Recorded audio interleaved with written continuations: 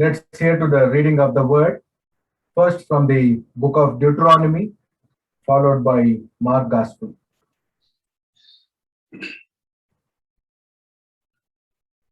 First reading, Deuteronomy chapter 15, verse 7 to 11.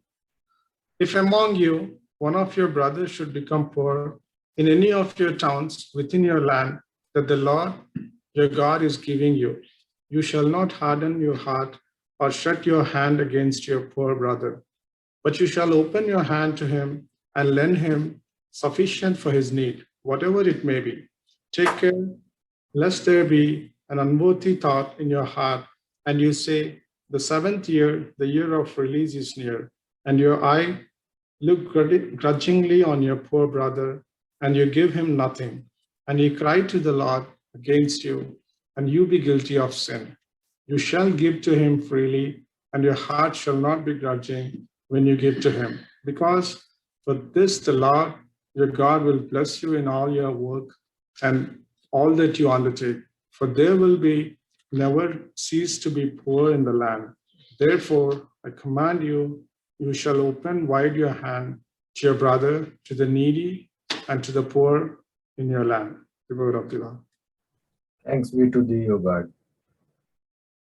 Second scripture reading, St. Mark chapter 5 verses from 35 to 42.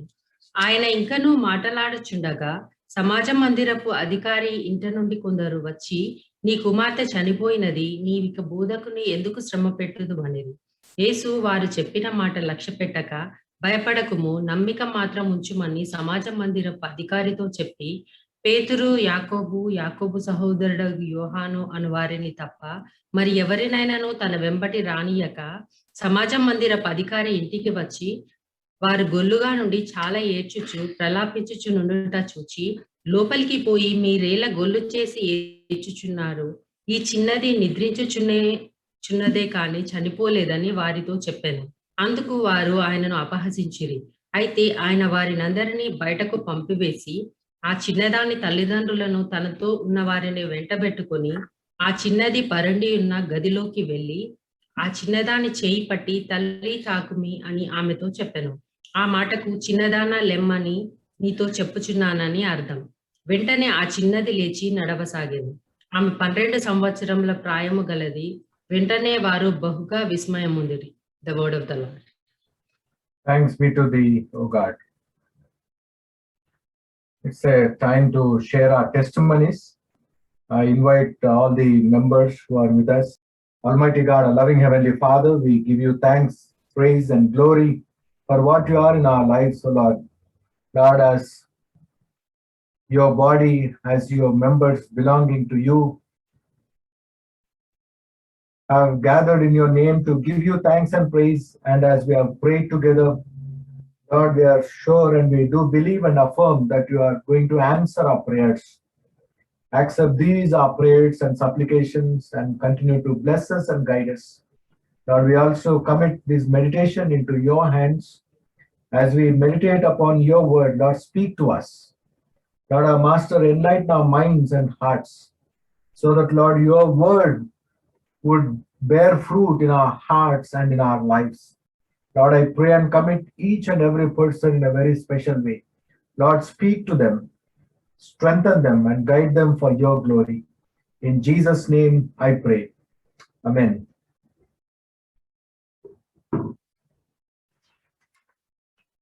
Greetings to you all in the most blessed name of our Lord and Savior, Jesus Christ. As we have been focusing on the mission and ministry of Jesus from the Gospel of Mark, today we are going to look into Mark chapter 5, verse 36, the assurance of Jesus Christ. Don't be afraid, just believe. Don't be afraid, just believe. మీరు భయపడకుడి, నమ్మిక ఉంచుడి. భయపడకుడి, నమ్మిక ఉంచుడి. The word don't be afraid, we see several references in the Bible. Several times we see when God was coming and presenting himself in the midst of community of Israel, he always gave this assurance, don't be afraid. In the New Testament, we see the proclamation of the birth of Jesus Christ by the angels. Do not be afraid, for unto you in the city of David a Savior is born. And Jesus Christ, several times he was telling his disciples, do not be afraid, don't be afraid, don't be afraid. What is that we are afraid of? What is that we are fearing in our lives? మనము మన జీవితంలో దేనికి భయంతో మనము మన జీవితంలో ముందుకు సాగి వెళ్ళుచున్నామని ఒక్క పర్యాయము మనల్ని మనం ప్రశ్నించుకున్నాం. నేను భయపడను అని అంటారు కొందరు, కానీ ఎక్కడో భయం ఉంటుంది కదా. We always boast about that. No, I don't fear anybody. But somewhere that fear in the inner id, it always haunts us in the mind. Somewhere it is there, which always, reminds us that fear about, for some it may be about health, for some it may be about their sustenance, for some it may be about their future, for some it may be about retirement, and for some it may be job, family, children. The list goes on and on. What is that we are fearing in our day-to-day life? We need to ask ourselves that, do we really trust God? To what extent do we really have belief in God's word? The community of Israel, when they were asked to walk with God from the bondage of Egypt, we see that there was some kind of fear within them. నిజంగా ప్రభు మమ్మల్ని తాను చెప్పేటటువంటి పాలు తేనెలు ప్రవహించే దేశంలోనికి మమ్మల్ని నడిపిస్తాడా? నిజంగా ఫరో కంటే శక్తివంతుడా ఈ దేవుడు? ఫరో సైన్యాన్ని చూస్తూ ఉంటే మాకు వణుకొస్తుంది. ఫరో మమ్మల్ని సంహరిస్తాడేమో అనేటటువంటి భయము, ఆందోళన అక్కడ ఉన్నటువంటి లక్షలాది ప్రజలకు ఉండింది. And that is a very powerful demonstration of God's assurance that we need to look into the life of the community of Israel and we need to affirm our faith and move forward. The community of Israel always drawn inspiration by looking back into their faith journey with God. Whenever there was a calamity, they looked towards how God did in the life of community of Israel. It is like whenever we drive car, we always see the rear view mirror, isn't it? Rear view mirror, who is coming behind us? How much speed are they coming? Are they really good drivers or bad drivers? What kind of people? We always have that curiosity. When we are driving, we always look to the rear mirror. And we don't get stopped, isn't it? When we are looking into the mirror, don't get stagnated. We keep moving. We keep moving. Likewise, in our life journey, we need to look back, but we should not get stagnated. We need to keep moving. We need to keep moving in our life. We see so many things, but they vanish away. Sometimes we come across bad drivers. Sometimes we come across good people. Whether it is good or bad, don't stop there. You keep moving. In our journey, when we look back, a lot of bitterness for some people. Very hard situations that we have passed through. Remembering and recollecting those things, we cannot get stagnated because we have been given a great hope by God. Don't be afraid. Don't be afraid. Just believe. Namika unchu. The community of Israel, when they were walking, they were not organized communities. They were having the experience of slavery, nothing else.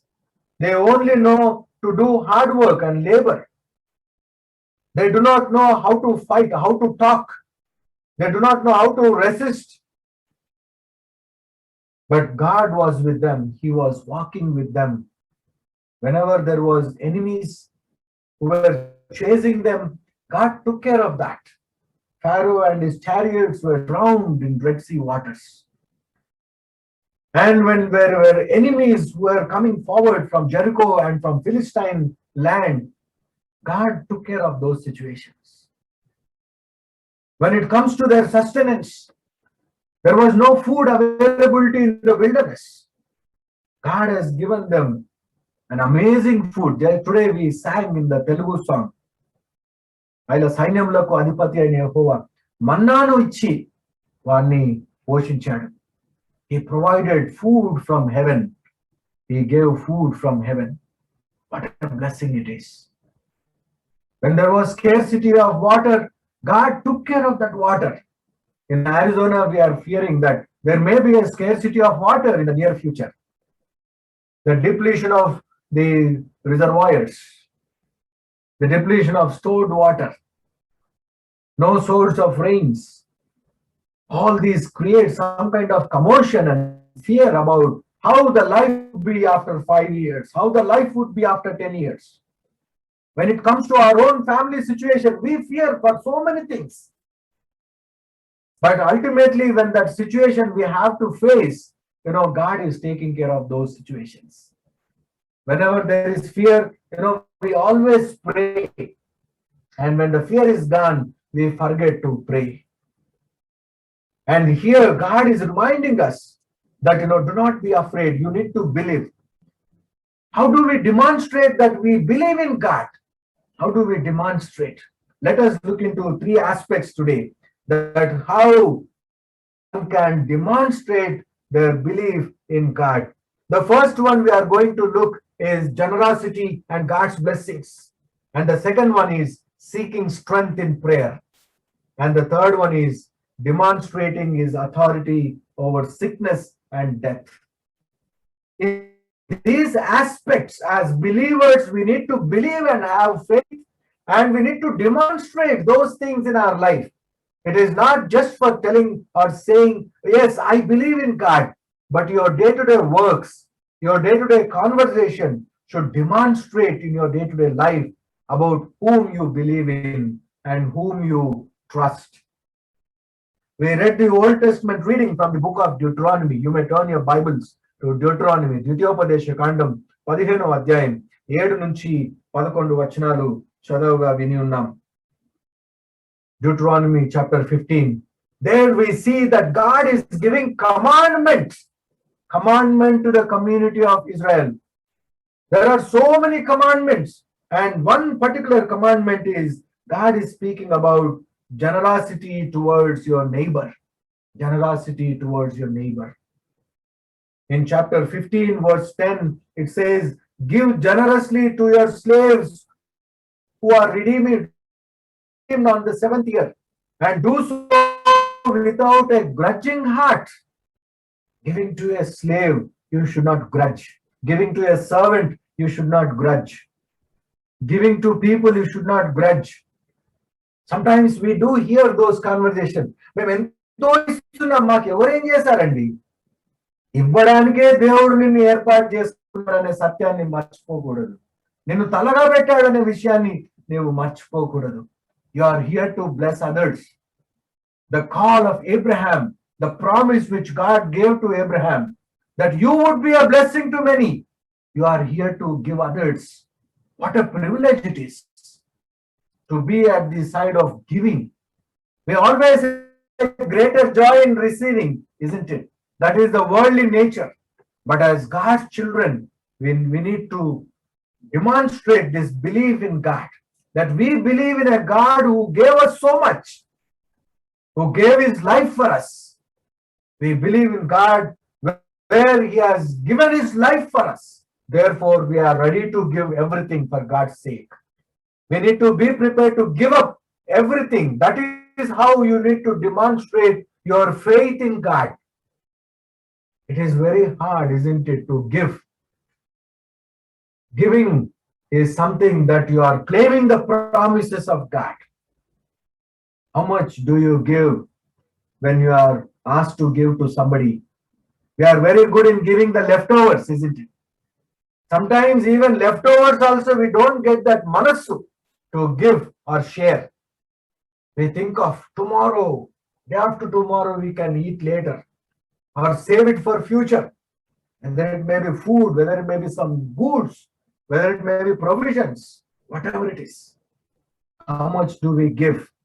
Here the word of God is saying in Deuteronomy 15 verse 10, give generously to them and do so without a grudging heart.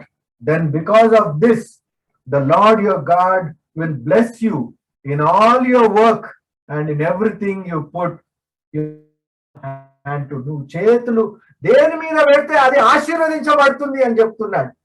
నీ చేతిలోకి ఏ పని తీసుకుంటావో అది ఆశీర్వదించబడుతుంది. అది ఎప్పుడు అంటే నువ్వు ఇవ్వడము నేర్చుకున్నప్పుడు. Giving is godliness. That is what the word of God is reminding. In book of Proverbs, he says, if you give to the poor, you are lending something to God. You have become a lender to God.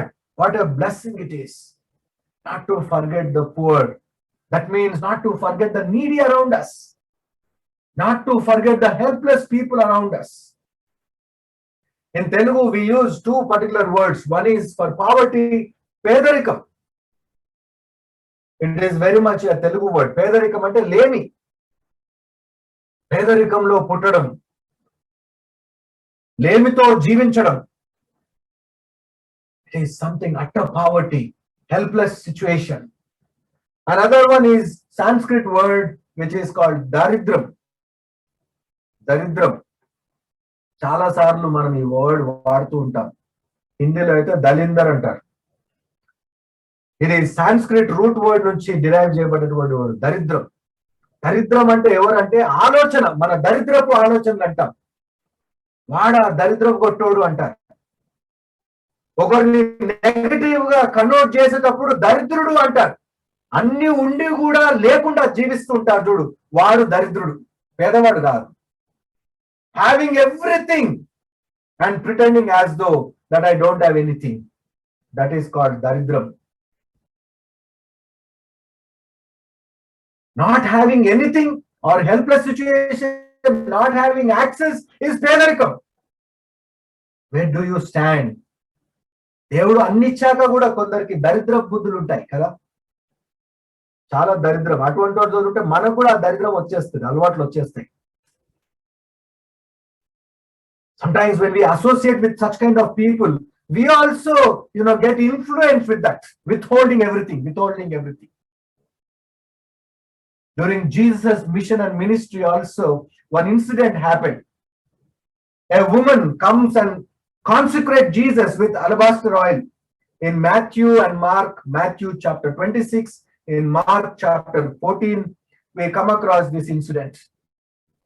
Jesus was anointed in Bethany. At the flag end of his earthly ministry, before his crucifixion on the cross, a woman was coming with an expensive oil. And she comes and pours out on Jesus Christ.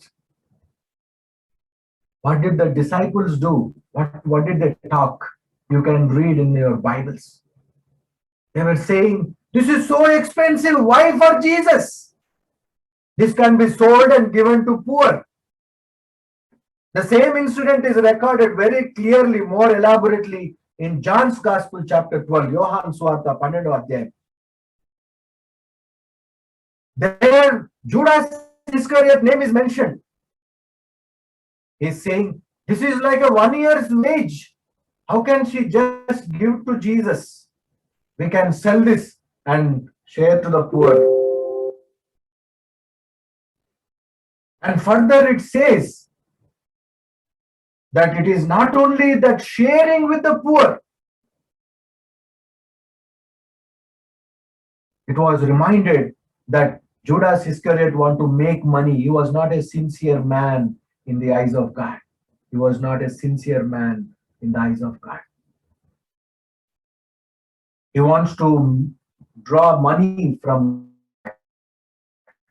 whatever is kept in that bag. He wants to take away that money. When Jesus heard that, the response is, why are you grumbling? She is honoring me. The poor is always with you, but when I am available, you honor. Sometimes, we are unable to make a balance between giving charity and honoring God. Some people have the perception, why to give it to church? We can give it to poor. But read John 12, read Mark 14, read Matthew 26, what Jesus says. Poor is always with you. That means you need to continue to do that. But when I am available, you honor me. In book of Ecclesiastes also it says, యెహోవా దొరుకు కాలంలోనే ఆయనను వెతుకుడి. When God is available, you honor him. When God is available, you honor him. Here we see that we are being reminded, give generously to them. If somebody is coming to you in a helpless situation, you take them. But if they are unable to pay you back after 6 years, just forgive them. Forgive them.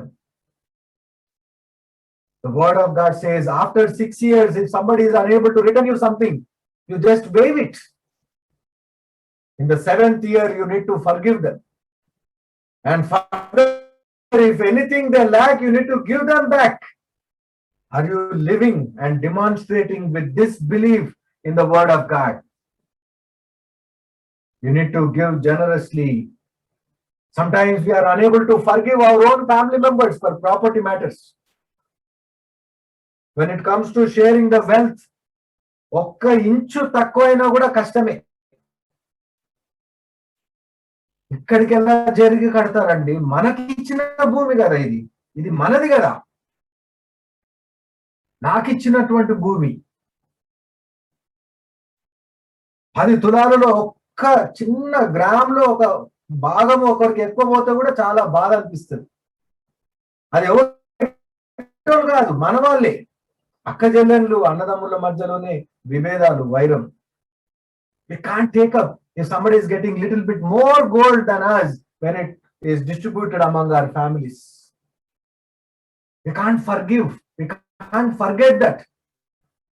Sometimes, I do hear, మేము వాళ్ళని మర్చిపోలేం pastor గారు, వాళ్ళు చేసినటువంటి అన్యాయము. I cannot forget that. I cannot forgive. మా నాయనకు చేసిన అన్యాయం, మా తాతకు చేసిన అన్యాయం ఇంకెక్కువ తక్కండి. అన్యాయం ఏంటి? 1 ఇంచు భూమిని తక్కువ వచ్చింది. 1 తుల బంగారంలో 1 గ్రామ్, అందులో ఒక భాగం, చిన్న భాగం. ఏ నెక్లెస్ అయితే మనకు రాలేదో దాని గురించే చింతన. ఇక్కడ ఉన్నటువంటి బిస్కెట్ల గురించి ఆలోచన ఉండదు. We feel so annoyed when something is not coming to us. But here the word of God is reminding, if someone is not able to give you back what they owe to you, you forgive them. After 6 years, you need to forgive them. In the 7th year, you need to give them back if they don't have anything. That is how their heart should be. In letter to Romans, and Paul also reminds us, Epistle of Romans, chapter 13, రోమీయులకు రాసిన పత్రిక 13వ అధ్యాయం 10వ వచనం. Love does so hard to a neighbor. Love does not.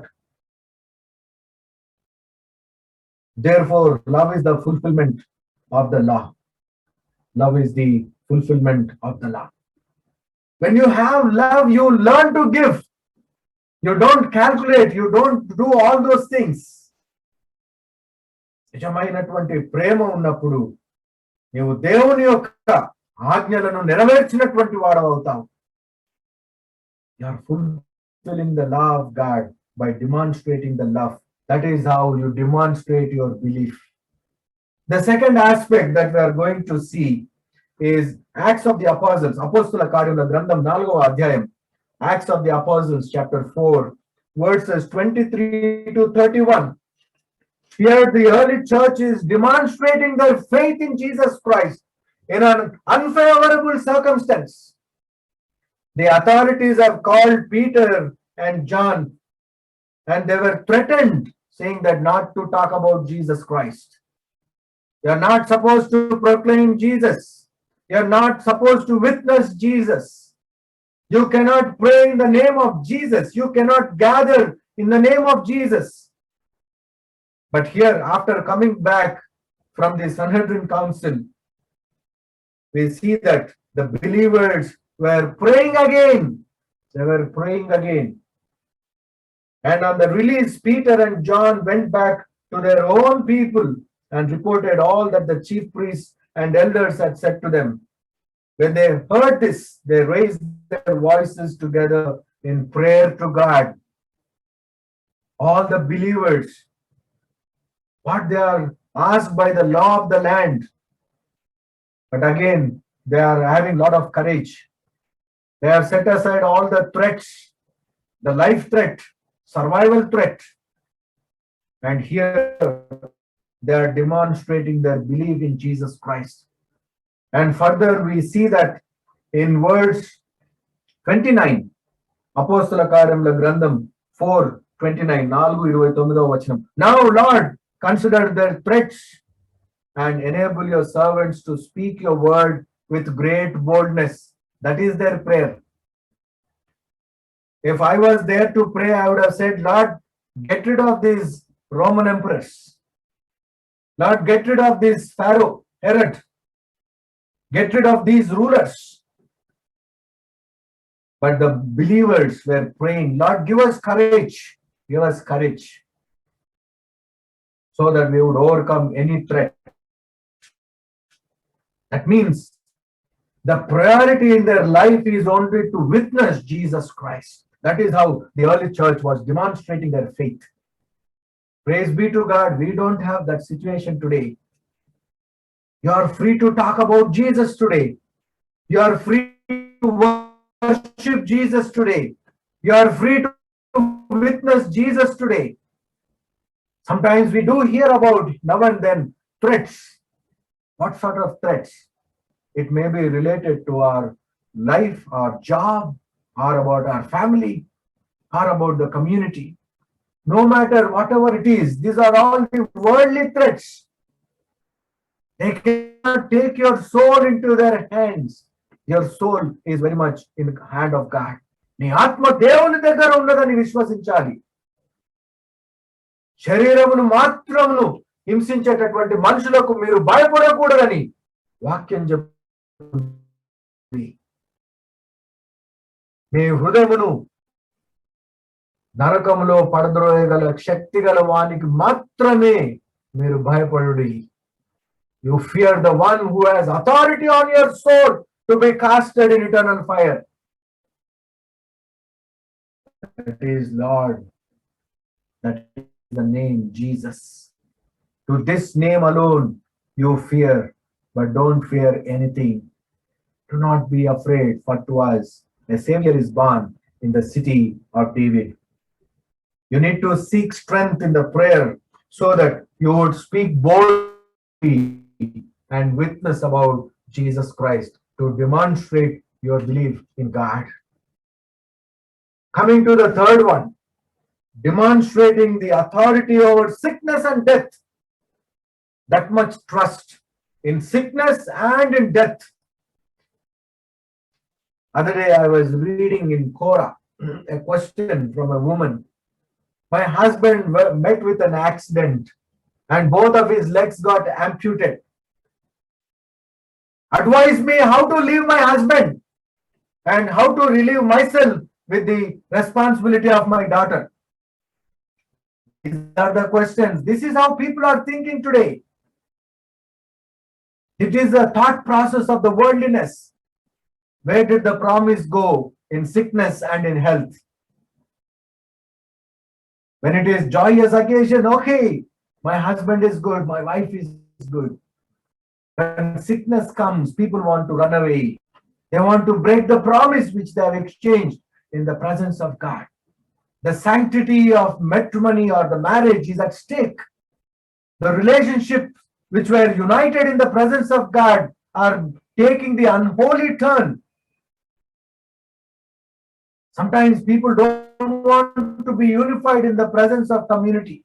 Private marriage, private funerals.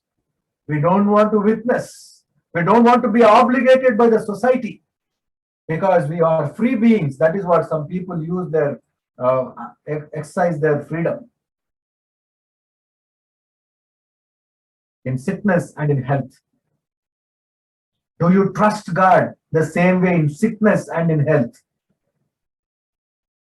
In Mark Gospel chapter 5, we read about two people.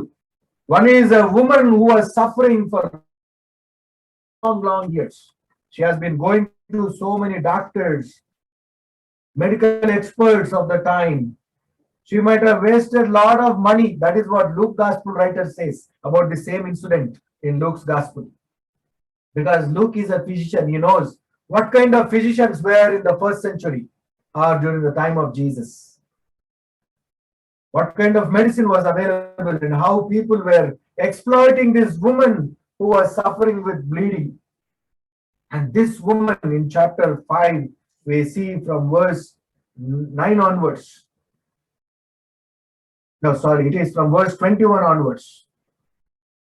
A woman was coming and touching the garment of Jesus Christ. She got healed. And Jesus immediately said, my power is transmitted from me. Who is that? Come and testify. What we receive from God, we cannot cherish for ourselves, but we need to go and testify. We need to go and witness in the presence of God. The healing what we receive, physical healing, spiritual healing, body healing, whatever healing that you go through in the name of Jesus, you need to go and testify in his presence. She thought being a woman, being a person who is leading with this kind of disease, she's not supposed to go and walk equally with men. She cannot go and because she is considered as unclean as per Leviticus. An unclean person cannot go and touch holy persons. She was having her own fear, but she had one great faith that if I touch the garment, I don't want to spoil Jesus's body by touching with my uncleanliness. That may be her perception. With my uncleanliness, I'm not even worthy to touch Jesus' body. If I touch the garment, that is sufficient for me. She was hesitant to touch Jesus. But the moment she touched the garment, she got transformed. And Jesus is asking her to come openly.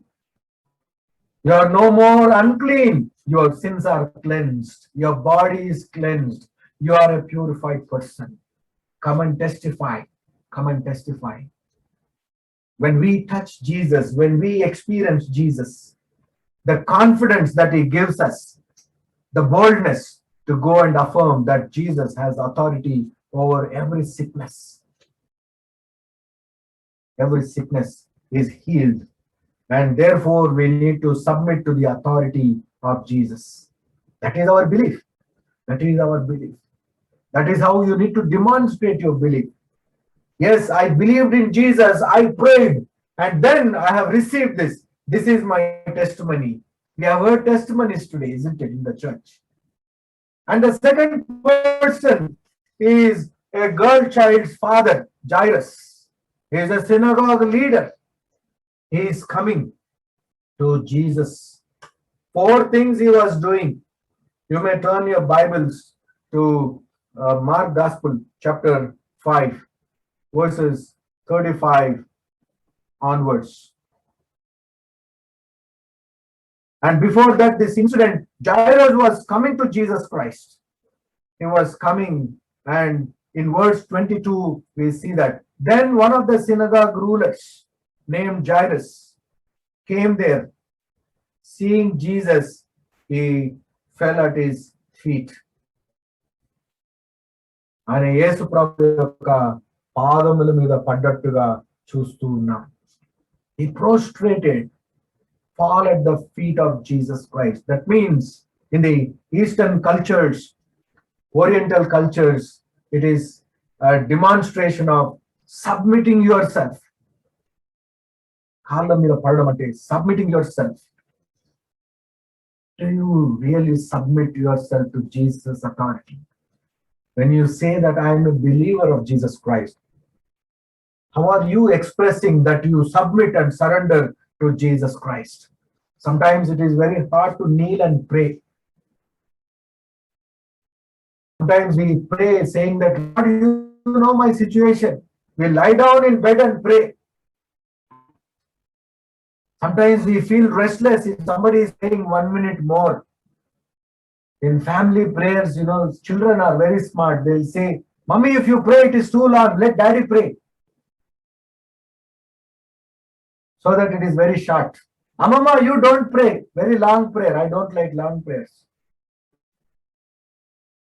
That is how the world is. We need to teach our children to kneel and pray. If we as parents don't teach, who will teach them?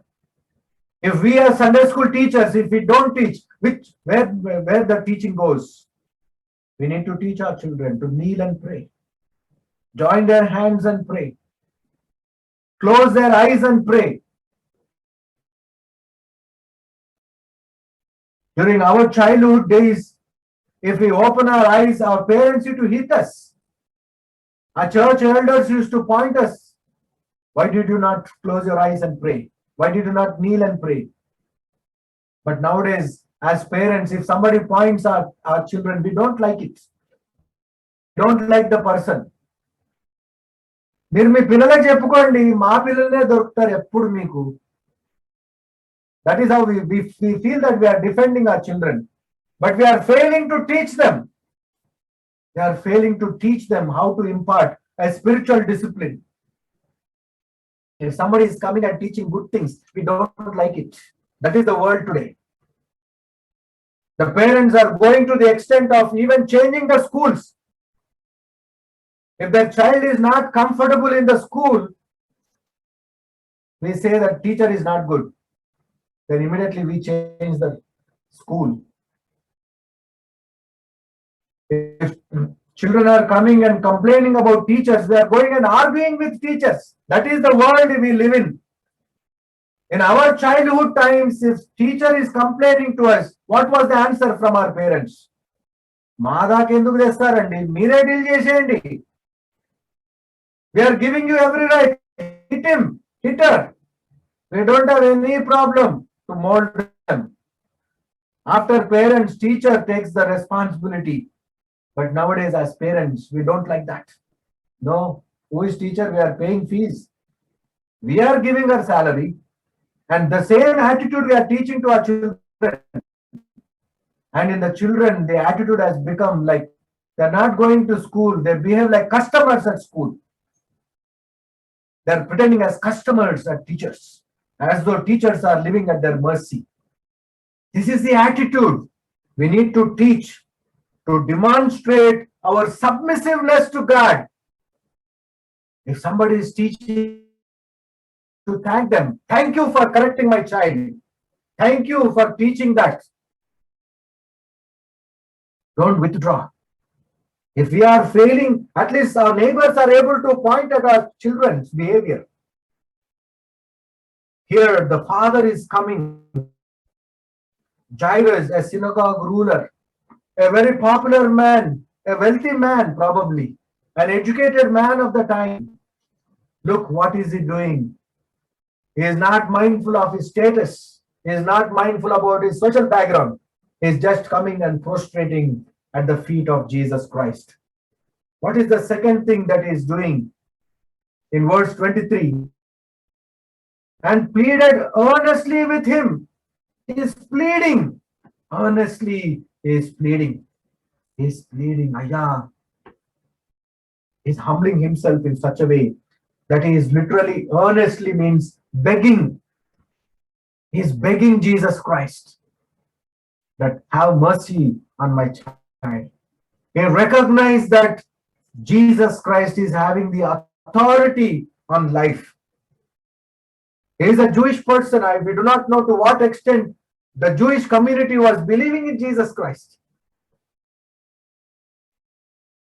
Being a synagogue ruler, he may be part of Sanhedrin council. Majority of the Jews did not believe or accepted Jesus as the Messiah.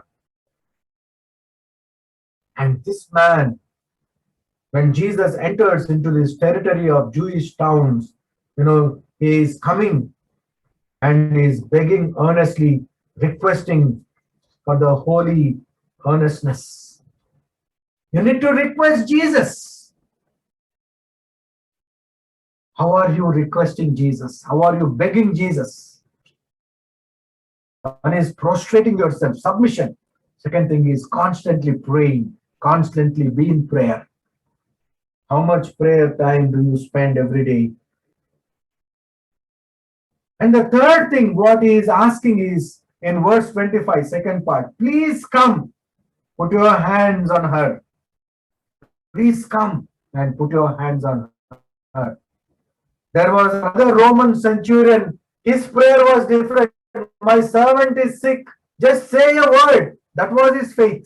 And this man is saying, I want you to come to my house and I want you to touch my child. Lay your hands on that child. I want my child to be touched by you. The healing touch.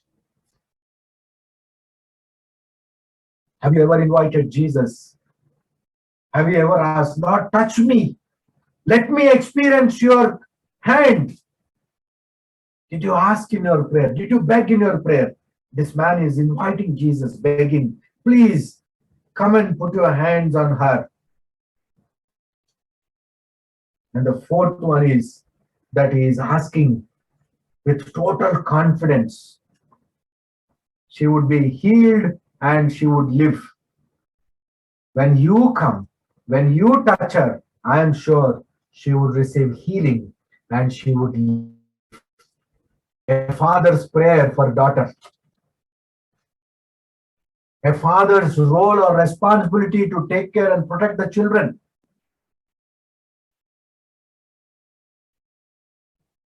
A father's responsibility to pray in the presence of God.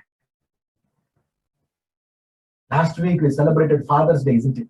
All the children were thanking their fathers. But the father's role is that you need to pray for your children. You need to invite Jesus, beg Jesus, plead Jesus. Submit yourself to Jesus first and then encourage your children to be touched by Jesus Christ. That is how you need to demonstrate your faith. What you believe, you are transmitting to your coming generations. My dear brothers and sisters in Christ, let us remind ourselves these three things. What it means to believe in Jesus is to be generous and compassionate. What it means to believe and demonstrate our faith in Jesus is to be strengthened in the power of prayer. And the third one is to demonstrate God's authority in our life. That means to submit and to proclaim that confidence so that we would receive that healing. Then we do not have to be afraid of anything in the world. When your faith is firm, when your belief is strong, you do not have to worry about anything. Nothing can separate us from the love of God. If God is for us, nothing is against us. What a great promise. What a great assurance to claim. I'm sure in the days and years to come, God would help us to overcome every fear that we pass through and be confident in our faith journey. When He comes, we would render a faithful account. When He comes, we would stand towards the right side group with Jesus Christ. We would all be raised and join in our eternal home, praising God, singing to God. May the Lord bless us. May the Lord help us to be sincere to our faith journey and remain humble in the sight of God. In the name of the Father and of the Son and of the Holy Spirit. Amen.